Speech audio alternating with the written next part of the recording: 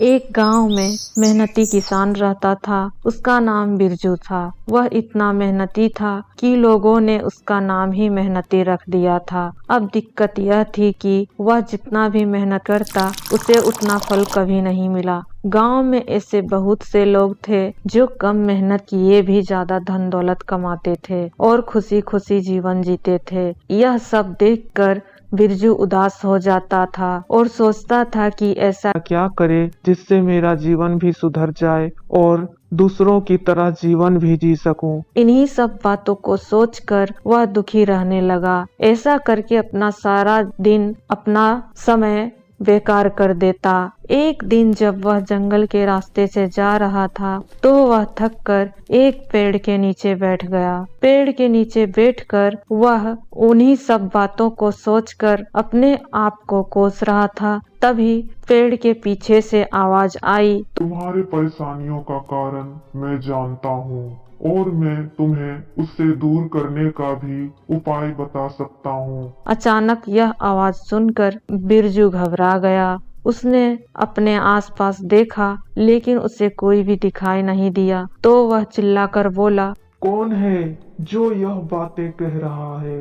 फिर एक आवाज आई, यह मैं बोल रहा हूँ, तुम्हारे पीछे का जादुई पेड़ जिसके नीचे तुम बैठे हो। मैं एक ऐसा पेड़ हूँ जो लोगों की सारी इच्छाएं पूरी कर सकता हूँ और मैं तुम्हें निराश देखकर मुझे लगता है कि मुझे तुम्हारी इच्छाओं को पूरी करना चाहिए। तो कहो, मैं तुम्हारी क्या मदद कर सकता हूँ? ऐसे में बहुत देर तक घबराकर बिरजू सोचता रहा कि आखिर यह क्या हो रहा है और यह कैसे हो सकता है। फिर थोड़ा समय लेने के बाद बिरजू ने उस पेड़ से कहा, मैं जितनी मेहनत करता हूँ उतनी मेहनत कोई नहीं करता, लेकिन के अनुसार मुझे फल कभी नहीं मिलता। तो मैं चाहता हूँ कि मुझे थोड़ी धन दौलत मिले जिससे मैं अपना जीवन अच्छे से गुजार सकूं। बिरजू ने यह बात पेड़ से कही। तभी पेड़ ने कहा, जाओ, तुम्हारी इच्छा पूरी करता हूँ।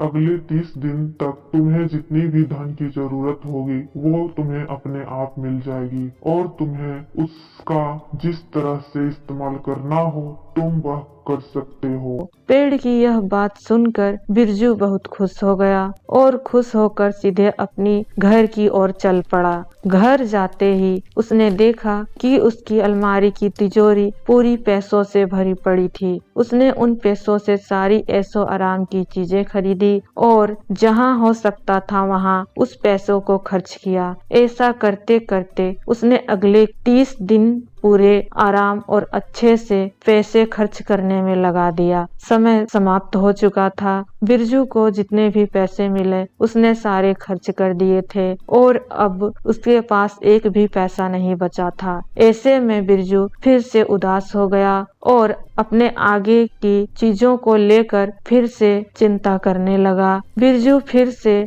उस जादुई पेड़ के पास गया और जाकर जादुई पेड़ से कहने लगा, मुझे और भी पैसे चाहिए और समय भी चाहिए ताकि मैं उन पैसों को जमा कर सकूं। फिर पेड़ ने उसे कहा, यही तो तुम्हारी परेशानी है। तुम जितना भी मेहनत करते हो तुम्हें उसके अनुसार पैसे भी मिलते हैं, लेकिन तुम उन पैसों की कदर कभी नहीं करते और उन्हें जहां मिले वहां खर्च बिना सोचे समझे कर देते हो, जिससे कि तुम्हारे पास भविष्य के लिए पैसे नहीं बचते और तुम दूसरों से अपनी तुलना करना चालू कर देते हो। मगर दूसरों को देखो तो दूसरों पैसों की कदर करके उसे अपने भविष्य के लिए बचाते हैं और खुशहाल होकर जीवन जीते हैं, लेकिन तुम ऐसा नहीं करते हो, इसलिए तुम्हारे पास पैसे नहीं बच पाते। जादुई पेड़ की यह बात सुनकर बिरजू की आंखें खुल गई और उसने अपने आप से फैसला किया कि मैं जितनी भी मेहनत करूंगा